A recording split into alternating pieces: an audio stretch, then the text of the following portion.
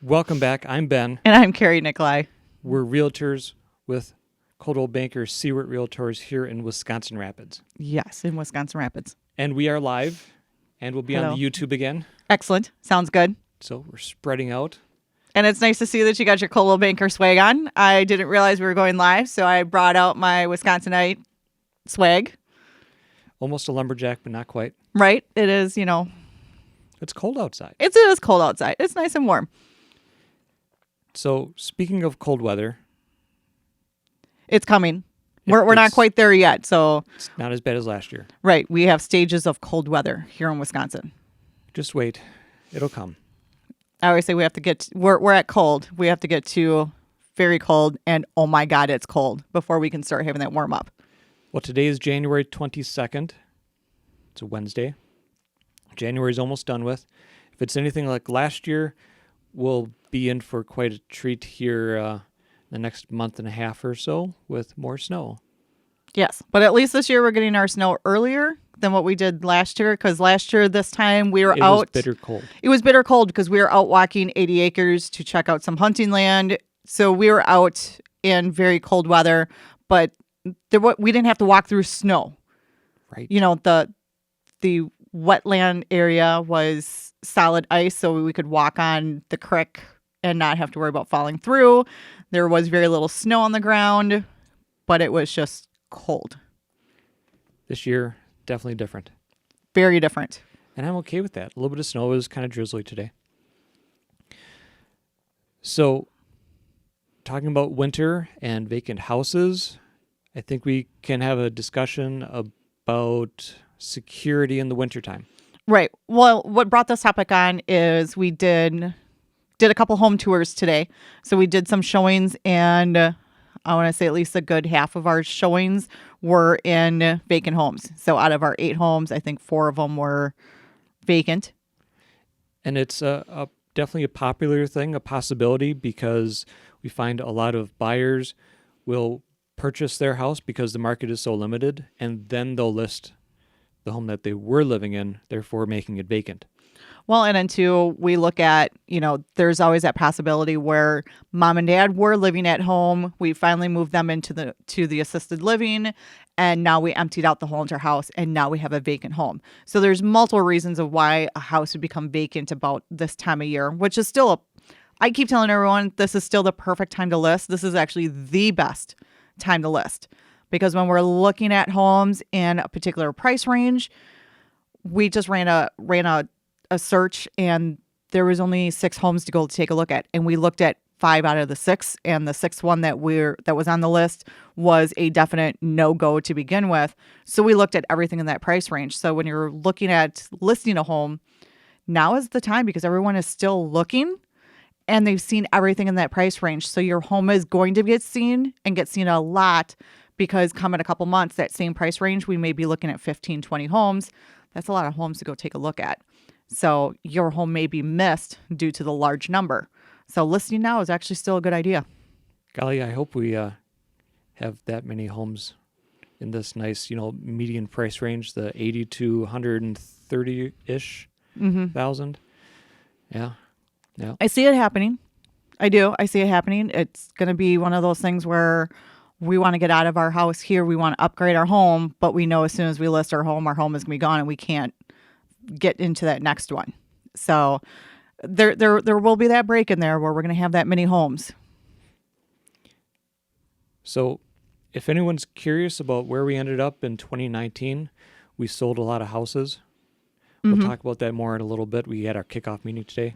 We did. But yeah, let's get back to the winter safety. So we had vacant houses. It was during the daytime, so it was nice. We didn't have to use flashlights. We talked about using flashlights last week. Yes, we did.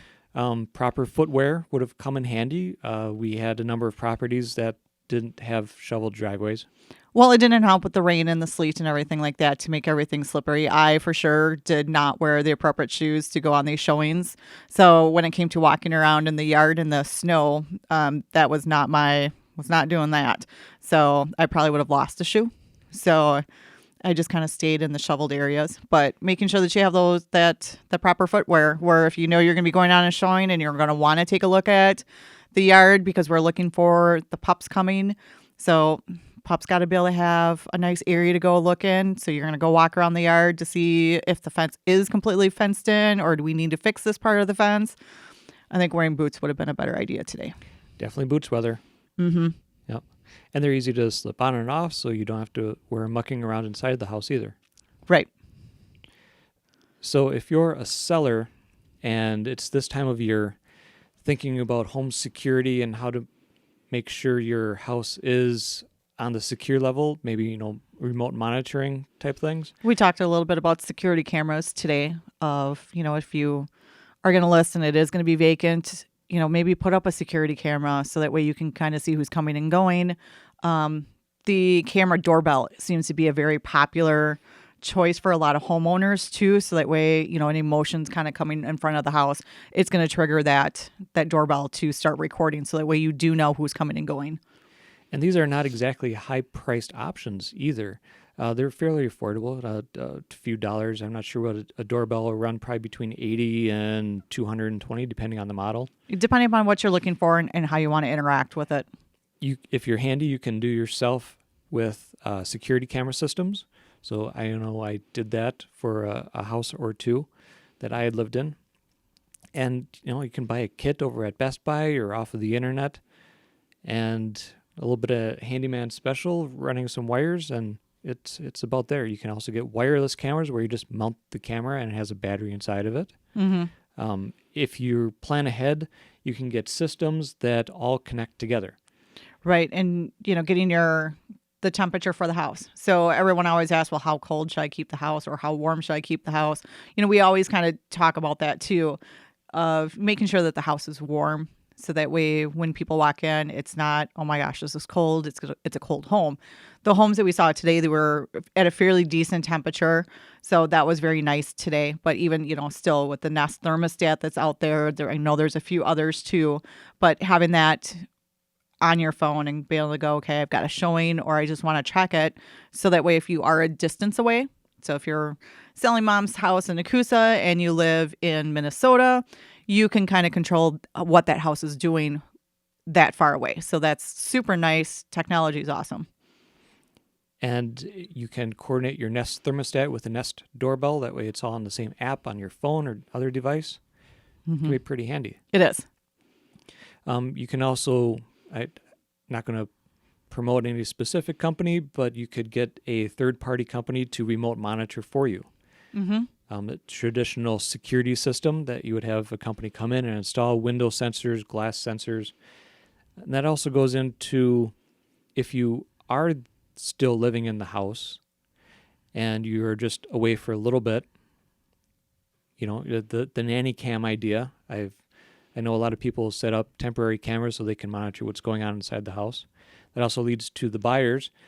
Be careful because there might be monitoring in the house. And we had a dissertation on that last year from one of our seminars, and it is legal. It is. And we've even seen a couple homes on showings, especially those homes out in the country. There are cameras in homes. It's just something that is now starting to trickle down into homes. We're used to it being in the malls, at the grocery store. We're used to it being in other places, not in the home. It's finally coming to that home. So, just be aware. I mean, make sure whatever you do, it's going to always act nice, proper, because you're always going to be on camera. So if you already kind of get into that mindset of I'm already on camera, I'm just going to behave like I normally do. And then be careful what you discuss as well. You might want some information from the realtor to be held confidential that you don't want the other side of the transaction to know about. You might have concerns about the house that you don't want to give away your hand for a negotiating point. Might not be something that's completely horrible in the house, like the roof or ceilings are falling in. Those are obvious. But something that's important to you that you might be able to live with, we always say this is a what can you live with? These are gently used houses, so what can you compromise on? Right. But having those conversations, in our office is a good, safe place to be. And then we can also go through that and brainstorm a little bit more afterwards, and don't have to do it right inside the house. Yeah. Although it's less convenient this time of year because it is cold. It is very cold. Well, not really too very cold, but it's cold. So, again, keeping a self-awareness, are there pets around? what is the condition of the house. We saw a few houses today that were built in the late 1800s. They're 150 years old. They're going to have some issues. So, climbing stairs up and down, the stair treads are not even sizes. They're narrower than what we're used to. And then, you get up to a top floor, look before you step. Ceiling heights might be a little bit Oh, yeah. shorter upstairs. So, And basement. Exactly. So, kind of watch the head if you need to duck. Make sure you're kind of self-aware of your surroundings of, I may have to duck in this area. And then, heaven forbid, we see a couple items in the news where agents and customers have been absconded or attacked, things like that. Luckily, not in this market, but in big markets, and it could happen here. Who knows? Well, even, this time of the year, we always look at ice. Today we had the sleet, and it wasn't that bad starting out, but as we started to go through our showings, by the time we got to the last house, it was definitely slick outside. So just, your agent may be reminding you, to walk like a penguin. That's our favorite phrase that we tell each other, so that way we're not falling. So if you shuffle your feet, you're careful, you're using the hand railings, because if they're vacant homes, they're not going to be sanded or salted by the time we get to that showing. Or if they are, awesome job. We love to see that. Just for the safety reasons of, we don't want to have to call an ambulance during our showings. And that's something for the sellers to keep up with too. If you're selling your house, go ahead, keep those things shoveled and sanded. Mm-hmm. Some agents do offer that service. That could be a value added service that, during the cold season, we'll go and put salt down or sand down. So that way you have that ability that it's always going to be taken care of, especially if you live out of state. So asking those questions of, is there a possibility to have, some sort of value added to that? So our cameras are making funny noises. So that's what we're taking a look at. They are. No worries. Okay. So, keep an eye on your house. Keep in contact with your agent. If we need to go out and check on your home, well, we'll do that, and we'll let you know what we see. Yeah, we've done that for some of our sellers. We've gone over and shoveled driveways and sidewalks before a showing, and we'll do that. We'll definitely get you in contact with snow removal services. Mm-hmm. They can come out, do a professional job. They're fully insured. Yep. So just want to talk about, safety and what you can do about it. We did tour a couple of houses today after our kickoff meeting. We did. So we had one, it's 321 Wisconsin River Drive for $179,000. That's over in Port Edwards. Yep, that was 2 houses away from the Port's YMCA location. Mm-hmm. So super cool home. It was a really neat home. They did some remodeling to that, so it had that old home feel with a little bit of country, but with a little bit of modern yet too on top of it. So we had a lot of modern updates to it, but it still kind of had that country open big kitchen that you expected in a farmhouse, but in Port Edwards, and it overlooked the river. So it was very beautiful looking outside the living room windows. You got to see the beautiful river. It was quite nice. It's an amazing location. They did really good with the remodel. They did. And a nice wide staircase going upstairs and down. There's still a little bit of TLC that you can do to finish the finishes up in the walls and whatnot. Painting is probably about it. Maybe a little stucco repair up in the upstairs. But yeah, even the outside was quite impressive. And there were big bedrooms too. I was amazed for the age of the house, how big the spaces were. Yes. So then we went over to Grand Rapids, 3420 36th Street South. That one was $125,000. And the house was somewhat owner-occupied. It's a traditional ranch with a full basement. Right. And the owner had lived in the basement part-time. This was the second house, and he rented up the upstairs. Right. So it kind of had like a duplex feel to it. So, the main floor ranch was a typical 2-bedroom main floor ranch. So the basement, like you said, they put in a steel door. So there was a door there that let you into the second living area. So if a family did want to have a dual living situation, this was already pre-set up for that. So that was really nice to see. But if you could pretty handy. If you're a handy person, you could add in those extra stairs and turn it back into just to a single family living unit Very easily. very easily. And with already a bedroom down there, it could be a 3-bedroom home quite easily. Could also maybe get a fourth. Not too sure, but definitely maybe a craft room out of there. And they had a secondary exterior entrance. Entrance and exit. Yep. Yep. So that makes moving things in and out even more handy. And it was covered outside, so it's not just a steel Bilco door or something like that. Right. And that's over in a great neighborhood. We had sold a house just down the street, maybe 2 blocks away, and that went for $180,000. It had a little bit different. It was different finishes. Certainly, this one will need a little bit of TLC again, probably some new carpet and paint. Yeah. But it's pretty much moving ready. It was. It is. So we had a good tour today. And what did we do before the tour? We had our staff meeting. Okay, I was going to say breakfast, but Kickoff meeting. yeah, And we had our kickoff meeting. there's going to be a lot of really great things coming for 2020. We're excited about it. Some new plans and programs for you, the clients, to get hopefully some more listings generated for everybody in the area. And we're going to be doing a very large open house. So we're going to give a little bit of the details out. We don't have too many of the details, so we're not going to give out dates. But with Coldwell Banker Corporate doing their rebranding, we obviously have to buy new signs because we've got to put out the new logo and everything like that. And we were so excited to get our new swag. And with that, we're going to be doing a open house for the community, and we're going to put on a really nice spread. So that's going to be coming up In the springtime.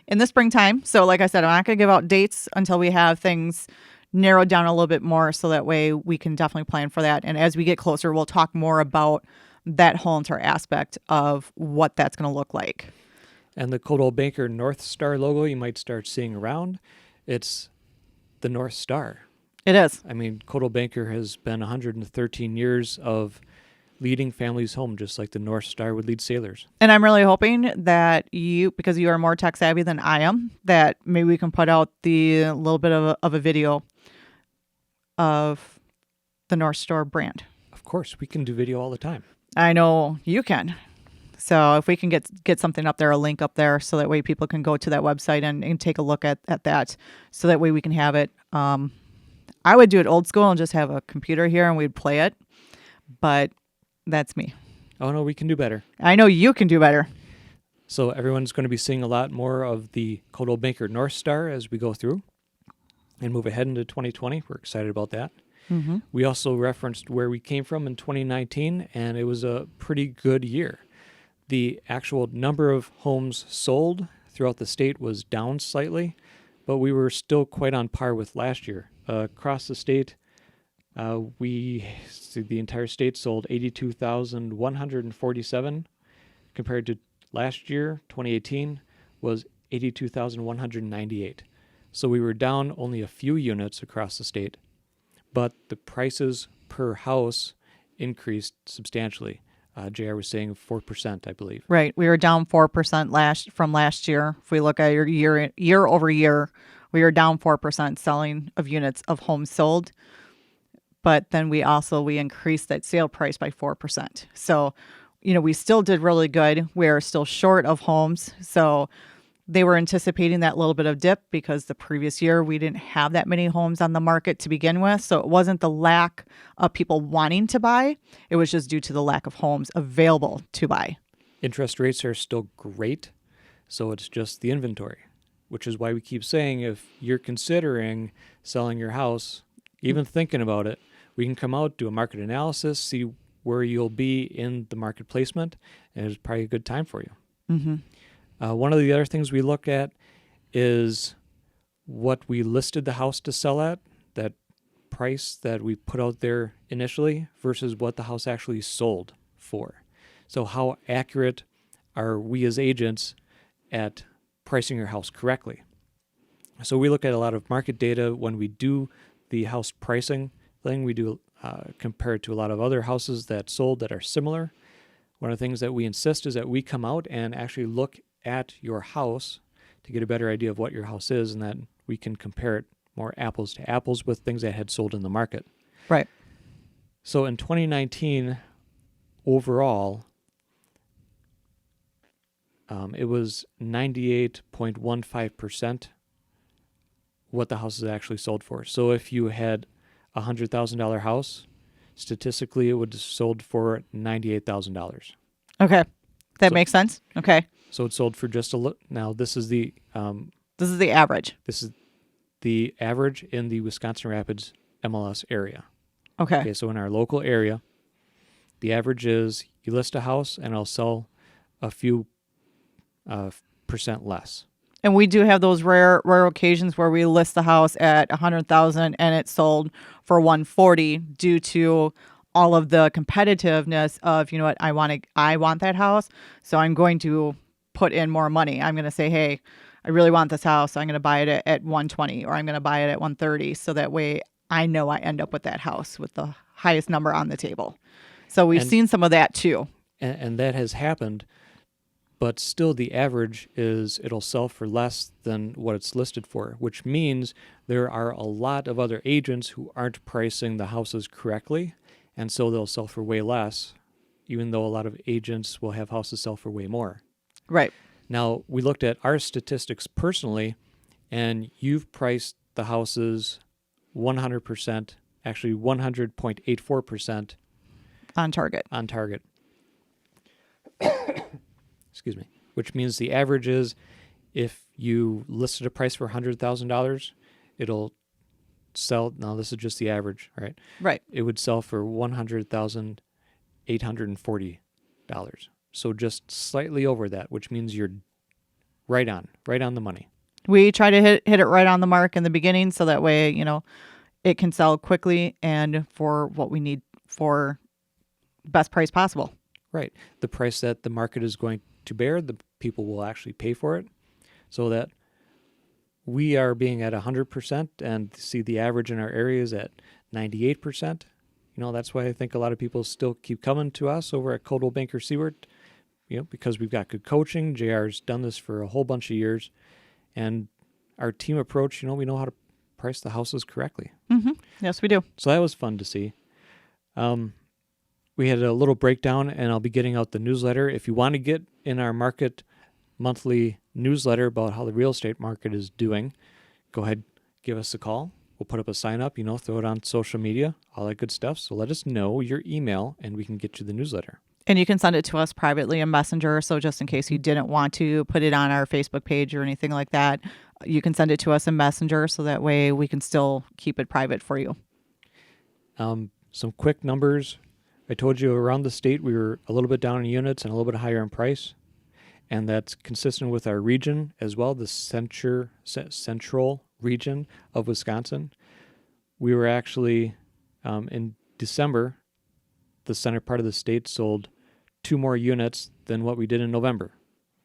So again, December was a good month to have your house listed. You'll sell it. And they sold for $2,000 on average, that median price.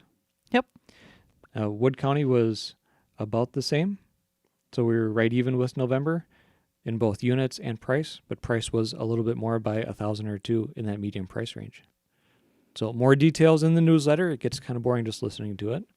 I was gonna say, when you hear the stats, they're interesting to hear, but how does that relate to me and my home? That's where we're having that one-on-one conversation. Sit down and let's talk about it. I know you love charts and graphs. I enjoy my charts and graphs. And we have lots of them. We got our new charts and graphs today too. So we've got that option. So if you're more of a charts and graph person and wants to see how this law looks, we can get you a chart and graph. Definitely. So sign up for the newsletter and we can get that to you. And then if you are curious about our marketing strategy and how we can market your house for you and get you that price the most accurately, we'll come out and we'll do that sit down conversation with you and go through our market consultation. How do we market your house? And that's where all those charts and graphs come in as well. Yes. So we don't have any open houses scheduled? No, we don't. Want to talk about anything else quick before I get into the area events for the weekend? Nope. Go ahead. Shoot. Give it the area events. Okay. So if you don't know, I'm an amateur radio operator. I have been for, good golly, almost 20 years now. Our local amateur radio club, we're involved in what's called Winter Field Day. So it's a chance for us to get out and test our equipment, make sure that it functions even in the cold, and make a bunch of contacts, talk to people all around the world. So we're going to be this Saturday and Sunday morning over at United Ambulance. So if you're curious about amateur radio, go ahead, stop on over, and we'll be talking to people, like I said, all around the world. It's kind of a neat hobby. Friday, they've got a Mario Kart tournament for people age 11 through 18 over at Macmillan Library. Okay. That starts at 4 p.m. on Friday. Sounds like fun. Mario Kart. It's awesome. I know you like it. I do. You get to smash things and drive off the road. Not sure if you get to smash things. You get to smash the car. Which is fun, right? I guess. Yeah. I always have to play with the kids. That's the only way I can really enjoy it. Because otherwise I don't get it. They just then get to yell at me and tell me where I'm supposed to go be. Which is good times. Right. I enjoy it with them. This weekend is also at the Performing Arts Center, the LHS Winter Show. I believe it's Radium Girls. Okay. So that's Friday and Saturday.